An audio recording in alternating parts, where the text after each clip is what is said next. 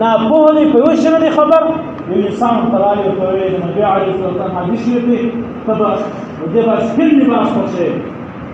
حتی کې اخلاق به کوې ژوند زندګي به په اصول مطابق په آدابو کې تېروې خبره د نبي علیه الصلاة والسلام تسلیمول چې دا د نبي علیه السلام حدیث شریف دی دغه محبت عقلي وایي تر مور پلار تر اولاد تر مال تر جایداد تر مور پلار زیات مینه محبت کوو د نبي علیه السلام دغه محبت طبیعي انسان چې څه عقلمند سي بالغ سي پوه سي